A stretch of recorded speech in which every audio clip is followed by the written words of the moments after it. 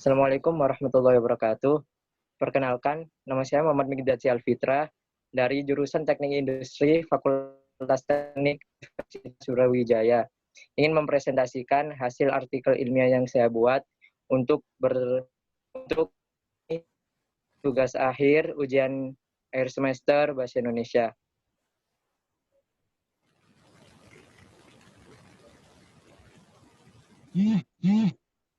Judul artikel ilmiah yang saya angkat adalah Eksplorasi Zikir, Implementasi Quran Surah Ar-Ra'd ayat 28 dalam meminimalisasi stres sebagai alternatif mewujudkan jangka hidup lebih panjang.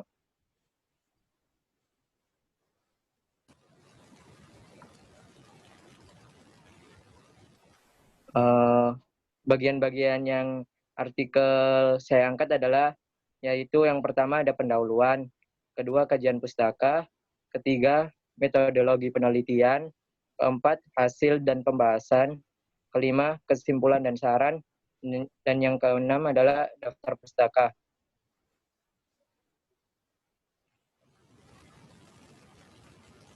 Di pendahuluan ini isinya adalah mengangkat tentang latar belakang, rumusan masalah, dan tujuan.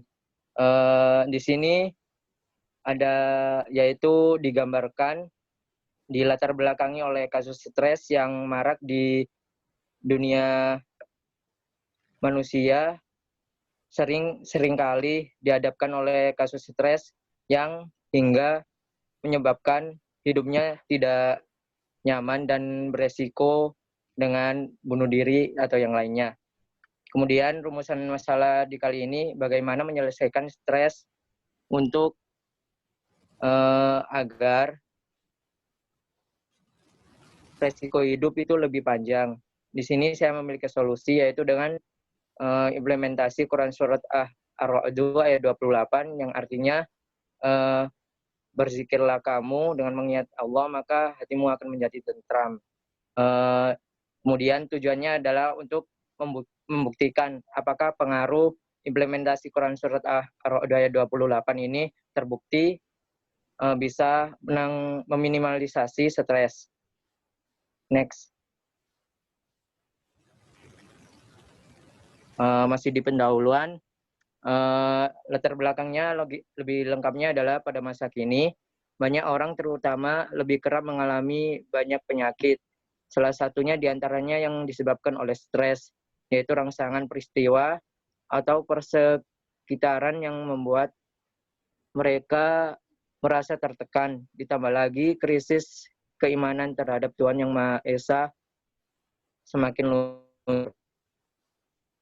Walaupun sebenarnya angka harapan hidup di program ilmiah iman, hal ini dibuktikan dengan adanya laporan bahwa 64% penyebab kematian disebabkan oleh pola hidup yang tidak sehat. Pengaturan pola hidup yang memiliki pola tidur, makan, bekerja, istirahat, dan rekreasi amat menentukan umur seseorang. Hal itu adalah pendapat yang berada di jurnal Pengkahliyah 2013.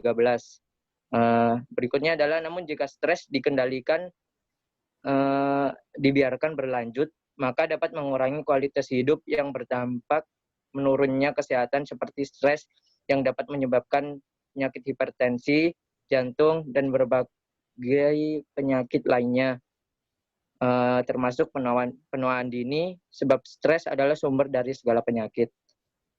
Berdasarkan latar belakang tersebut, saya di sini ingin membuktikan implementasi Quran Surah Ar-Ra'd adalah apakah benar terbukti, yaitu yang berbunyi adalah ingatlah hanya mengingat Allah hati akan menjadi tentram. Di sini adalah implementasi Quran Surah Ar-Ra'd ayat 28 ini sebagai relaksasi batin yang dapat membangkitkan kekuatan batin yang akan berdampak pada kesehatan dan keimanan. Kemudian tujuan dari penelitian ini adalah membuktikan pengaruh Quran Surat Ar-Ra'd ayat 28 sebagai sarana mewujudkan jangka hidup lebih panjang. Next. Yang berikutnya adalah ada kajian pustaka. Di sini kajian pustaka berguna untuk membuktikan penelitian saya, untuk mendukung penelitian saya, yaitu dengan mengangkat hal-hal yang terkait dari berbagai jurnal. Yang pertama adalah kajian dari surah Ar-Ra'd ayat 28. Di sini menurut Hamka dijelaskan bahwa dalam surah Ar-Ra'd ayat 28 ini menyebutkan bahwa dengan mengingat Allah, yaitu dengan berzikir, maka hati akan mengalami ketentraman. Hamka juga menjelaskan bila seseorang mengingat zikir kepada Allah, maka dia akan menjadi lebih bisa mengatur dirinya sendiri. Kemudian zikir di sini adalah sebagai metode mencapai ketenangan hati, dilakukan dengan cara-cara tertentu. Dan zikir di sini dibagi menjadi dua, yaitu zikir jahar, yaitu dengan mengeraskan suara, dan zikir dengan sihar, yaitu dengan tidak bersuara. Di sini zikir meliputi kalimat-kalimat thayyibah yang memfokus dan kalimat syahadat la ilaha illallah. Berkaitan dengan manfaat zikir dan kesehatan mental, Hamka berpandangan bahwa zikir secara lugawi artinya ingat atau menyebut. Jika diartikan menyebut, maka peranan lisan lebih dominan. Tetapi jika diartikan ingat, maka kegiatan berpikir dan merasa lebih diutamakan. Kemudian yang kedua adalah pentingnya berzikir dan manfaatnya. Di sini manfaat berzikir sendiri yang saya angkat adalah ada 4, yaitu pertama, hati akan menjadi tentram. Di sini telah dijelaskan di implementasi yang akan saya angkat sendiri, yaitu Quran surat Ar-Ra'd ayat 28. Kemudian yang kedua, manfaatnya adalah mendapat pertolongan Allah. Di sini saya ambil dari Al-Fat ayat 4 yang berbunyi, dialah yang telah menurunkan ketenangan ke dalam hati orang yang mukmin supaya keimanan mereka bertambah di samping keimanan mereka yang telah ada. Dan kepunyaan Allah lah tentara langit dan bumi, dan adalah Allah Maha mengetahui lagi Maha bijaksana. Kemudian yang ketiga, yaitu cahaya Allah dan zikirnya dari mekanisme hati. Di sini telah dijelaskan oleh Allah dalam firman-Nya, maka apakah orang-orang yang dibukakan Allah hatinya untuk menerima agama Islam, lalu ia mendapat cahaya dari Tuhannya, maka kecelakaan yang besarlah bagi mereka yang telah membantu hatinya untuk mengingat Allah. Mereka itu dalam kesesatan yang nyata. Di sini dijelaskan bahwa jika kita senantiasa mengingat Allah, maka Allah pun akan membukakan pintu pertolongan bagi kita. Kemudian manfaat yang keempat adalah zikir qalbi menyampaikan pesan komunikasi ilahiyah. Di sini Allah Subhanahu wa taala berfirman, dan ingatlah kisah Zakaria tatkala ia menyeru Tuhannya, ya Tuhanku, janganlah engkau membiarkan aku hidup seseorang diri, dan engkaulah waris yang paling baik. Zikir akan membuat seseorang merasa tenang dan tentram hatinya, sehingga kemudian menekan kerja secara simpatetis dan mengaktifkan kerja sistem secara parasimpatetis. Oleh karena itu, zikir menjadi salah satu media relaksasi. Kemudian zikir sebagai media relaksasi di dalam terapi perilaku. Di sini di dalam agama Islam diajarkan bahwa relaksasinya adalah melalui metode zikir, di mana zikir ini bisa membuat hati tenang dan meminimalisir hormon yang membuat stres itu menurun, dan membuat hormon yang membuat bahagia akan meningkat. Kemudian energi batinnya sebagai sumber energi tubuh. Bila manusia itu hidup dengan energi batin yang kuat, maka itu akan berdampak pada energi tubuhnya. Di sini adalah masalah jiwa atau batin banyak menentukan di dalam jalan dan pelaksanaan hidup manusia. hingga manusia tersebut menjadi manusia yang bahagia atau manusia yang celaka. Jiwa atau batin memegang peranan utama, yaitu jiwa atau batin adalah kekuatan yang berada dan tersembunyi di dalam raga. Namun, dalam pengoptimalan energi, perlu adanya pembiasaan atau keistiqomahan, yaitu di sini adalah dengan cara berzikir. Yaitu di sini diartikan berzikir itu adalah bisa diartikan dengan menabung energi. Ibarat orang menabung secara istiqomah itu atau rutin baik saat longgar atau sempit, maka lambat laun isi tabungan itu akan terus bertambah dan bertambah. Seseorang yang sudah memiliki banyak tabungan, maka ia lebih mampu menyelesaikan banyak permasalahan hidup dan berbeda dengan orang yang tidak menabung secara disiplin atau yang tidak berzikir dengan secara istiqomah. Next.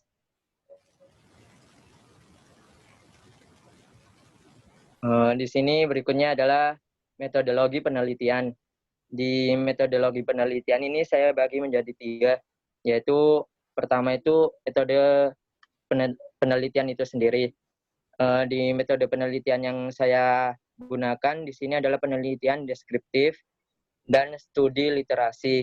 Pengumpulan data dilakukan dengan penelusuran pustaka terhadap berbagai jurnal, disertai buku artikel yang membahas tentang kesehatan dan hubungan dengan stres.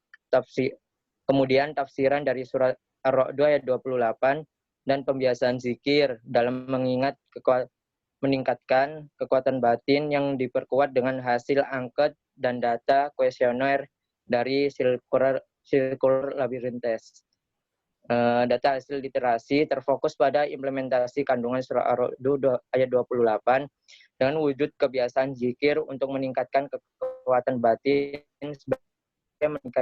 sebagai perbandingan terhadap berbagai. Kemudian informasi ini dipadukan dengan hasil Circular Labyrinth Test itu sendiri. Kemudian metodologi pengambilan data, yaitu di sini saya mengambil berupa telaah pustaka dan analisis yang dikaji sebagai uji pokok pembahasan, meliputi kajian hubungan antara kesehatan dan stres, kemudian dihubungkan lagi di kajian kandungan surah Ar-Ra'd ayat 28 dan pembiasaan zikir dalam meningkatkan kekuatan batin. Kemudian teknik analisis data. Teknik analisis data yang digunakan adalah teknik analisis kuantitatif yang kemudian diuji secara statistik melalui cara pengujian persyaratan seperti uji normalitas, homogeneitas, validitas, reliabilitas, dan linearitas. Next.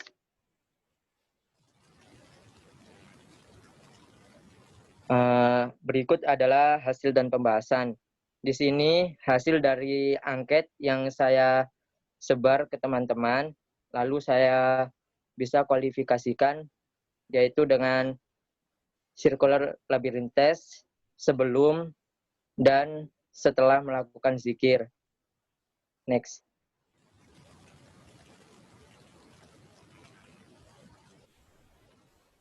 Dari hasil penelitian yang dilakukan dengan penyebaran Circular Labyrinth Test pada 15 anak, membuktikan bahwa zikir sangat berpengaruh dalam membangun ketenangan batin dan jiwa. Grafik di atas menunjukkan bahwa waktu yang ditempuh responden menjadi lebih cepat dalam pelaksanaan Circular Labyrinth Test setelah zikir atau post zikir daripada sebelum zikir atau pre-zikir dengan rentang waktu yang begitu signifikan perbedaannya. Zikir juga terbukti sebagai penentram atau pengendali stres yang diindikasikan dengan selisih waktu tahap 1 dan tahap 2 yang begitu signifikan. Sehingga apapun sumber stres oleh siapapun dan dimanapun, maka hal itu tidak akan memiliki pengaruh yang besar bagi jiwa atau batin yang tenang dan selalu berzikir kepada Allah Subhanahu wa taala. Next.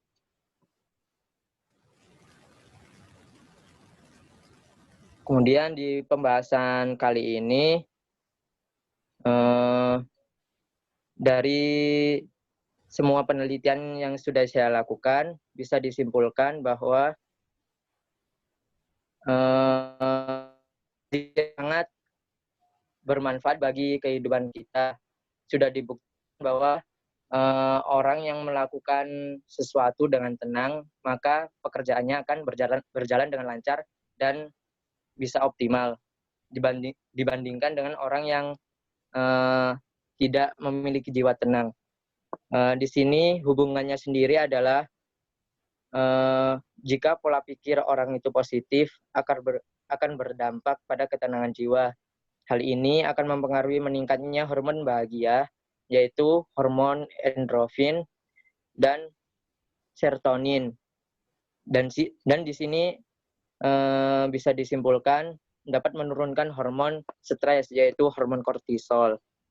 Namun jika orang selalu berpikir negatif, mudah marah, resah, dan gelisah, maka hormon kortisol dalam tubuhnya akan meningkat.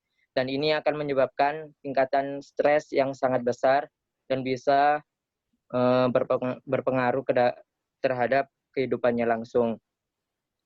Kemudian dampak lain yang dihasilkan saat Anda menjadikan zikir sebagai suatu kebutuhan dalam pengendalian kecemasan dan stres, serta mewujudkan jangka hidup yang lebih panjang, diantaranya adalah yang pertama itu zikir dapat mengurangi rasa sakit karena merangsang keluarnya hormon beta endorfin dari dalam tubuh sebagai morfin alami. Di sini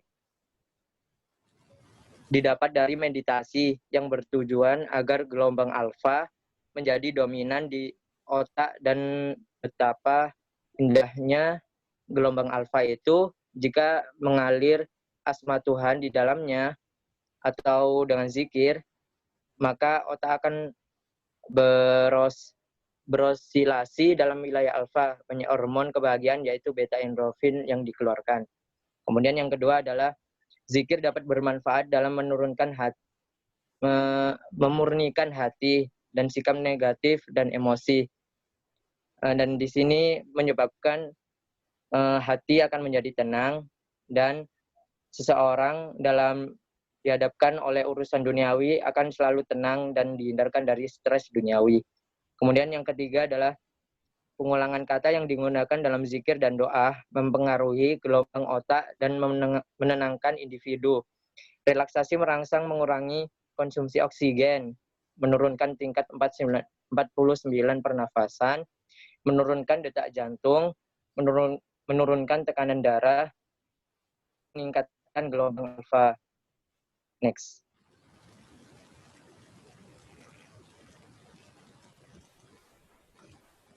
Kesimpulan dan saran setelah saya melakukan penelitian ini adalah kesimpulannya, yang pertama adalah hakikat seseorang dikatakan memiliki jangka hidup lebih panjang itu bukan hanya pada panjang pendeknya umur, tetapi bagaimana dia mengoptimalkan atau memanfaatkan dan merasakan ketenangan dalam mengisi umur tersebut.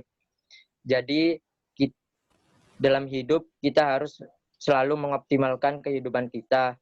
Tidak peduli berapa umur kita, yang penting kita harus mengoptimalkan setiap waktu yang diberi Allah untuk mengisi hidup kita. Kemudian kesimpulan yang kedua adalah kondisi hati merupakan salah satu sumber utama dalam pengolahan pandangan hidup. Hatilah yang menentukan sebagainya.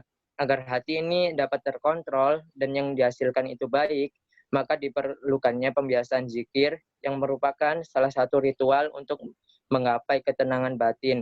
Sebab dalam zikir tersimpan energi positif yang dapat meningkatkan gairah kita dalam beribadah dan mencari kehidupan yang hakiki di dunia dan akhirat. Ahli zikir akan selalu merasa dekat dengan Tuhannya, dan siapapun yang dekat dengan Tuhan, maka petunjuk dan pertolongan akan selalu datang kepadanya. Next. Kemudian saran dari penelitian yang saya angkat adalah pertama, konsep dan pembiasaan zikir ini perlu diterapkan agar orang dapat memahami makna kehidupan yang sebenarnya dan dapat merasakan kebahagiaan hidup yang sejati, serta menyadari segala yang dihadapi adalah kehendak Tuhan yang harus dihadapi dengan tenang, bukan dengan kerisauan. Kemudian yang kedua adalah konsep pembiasaan zikir ini dapat diaplikasikan oleh semua orang, terutama umat Islam, sebab zikir merupakan kegiatan yang mudah dan ringan, dan alangkah baiknya jika menjadi sebuah rutinitas hidup, sehingga cahaya dan kekuatan zikir itu dapat terpancar kuat dan dalam keseharian kita. Di sini zikir sendiri merupakan bila kita senantiasa berzikir, pasti Allah akan mengingat kita. Hal itu menjadikan semua masalah hidup dapatkan pertolongan dari Allah Subhanahu wa taala. Next.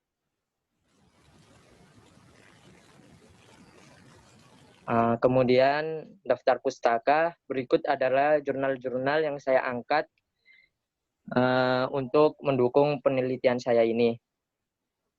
Next.